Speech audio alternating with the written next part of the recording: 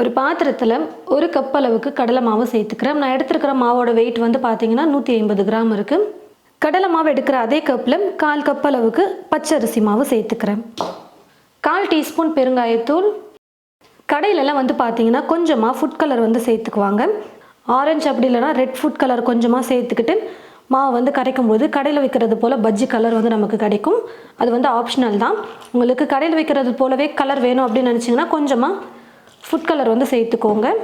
தண்ணி கொஞ்சம் கொஞ்சமாக சேர்த்து மாவை நல்லா கொஞ்சம் கெட்டியான பதத்துக்கு உருண்டைகளே இல்லாத மாதிரி நல்லா நைஸாக கரைச்சி எடுத்துக்கலாம்.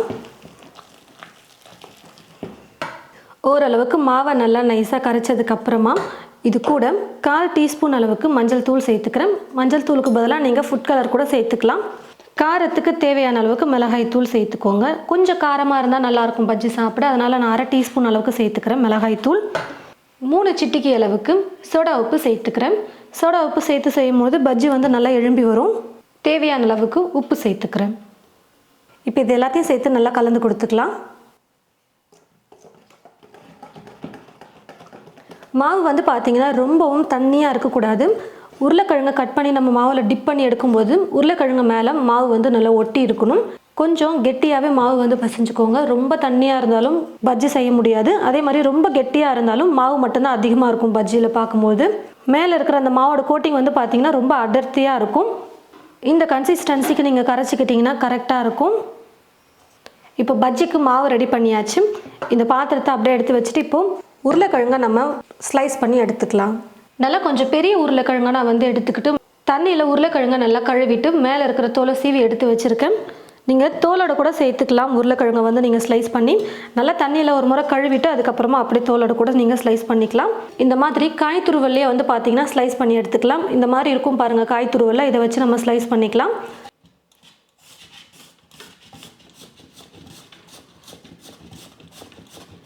நல்லா மெல்லிஸாக ஸ்லைஸ் வந்திருக்கு பாருங்கள்.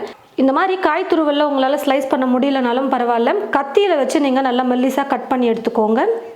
2 உருளைக்கிழங்கு எடுத்தால் கூட போதும். நம்ம எடுத்துருக்கிற மாவுக்கு பஜ்ஜி வந்து செய்ய முடியும். இப்போ உருளைக்கிழங்கையும் ஸ்லைஸ் பண்ணி எடுத்தாச்சு. பஜ்ஜி செய்ய ஆரம்பிச்சிடலாம். கடாயில் எண்ணெய் ஊற்றி வச்சுட்டேன். எண்ணெயும் வந்து பார்த்தீங்கன்னா காஞ்சிருச்சு. இப்போ நம்ம பஜ்ஜி செய்ய ஆரம்பிச்சிடலாம்.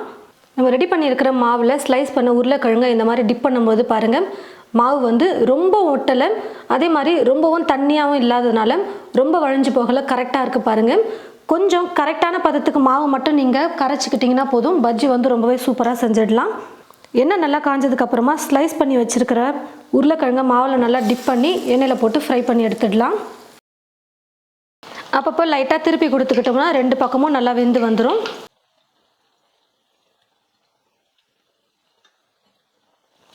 ரெண்டு பக்கமும் பஜ்ஜி திருப்பி கொடுத்துட்டு நல்லா வேக வச்சு எடுத்துட்டேன். இந்த மாதிரி ஒரு வடிகரண்டியில் பஜ்ஜியை வந்து வெந்ததுக்கப்புறமா எடுத்துக்கிட்டோம்னா இருக்கிற எக்ஸ்ட்ரா எண்ணெயும் நல்லா வடிஞ்சு வந்துடும். பாருங்கள் ஃப்ரெண்ட்ஸ், பஜ்ஜி வந்து ரெடி பண்ணியாச்சு. உருளைக்கிழங்கு இந்த மாதிரி நீங்கள் ரவுண்டாகவும் நீங்கள் கட் பண்ணி சேர்த்துக்கலாம். அப்படி இல்லைனா இது போலேயும் நீங்கள் கட் பண்ணி செய்யலாம். ரொம்பவே சூப்பராக இருக்கும். நல்லா சுட சுட இந்த மாதிரி பஜ்ஜியை வந்து செஞ்சு கொடுத்து பாருங்கள். ரொம்பவே விரும்பி சாப்பிடுவாங்க. ஈவினிங் சுட சுட டீயோட சாப்பிட ரொம்ப சூப்பரான ஒரு ஸ்நாக். ஈஸியாக ஒரு 10-15 நிமிஷத்துலேயே நம்ம செஞ்சு முடிச்சிடலாம். கண்டிப்பாக இது போல் வீட்டில் இருக்கிற ஒரு உருளைக்கிழங்கு இருந்தாலே போதும், ஈவினிங் ஸ்நாக் வந்து செஞ்சு முடிச்சிடலாம். ட்ரை பண்ணி பார்த்துட்டு எப்படி இருக்குன்னு சொல்லிட்டு மறக்காமல் கமெண்ட் பாக்ஸில் வந்து கமெண்ட் பண்ணுங்கள். இந்த வீடியோவை மற்றவங்களுக்கும் ஷேர் பண்ணுங்கள். தேங்க்யூ.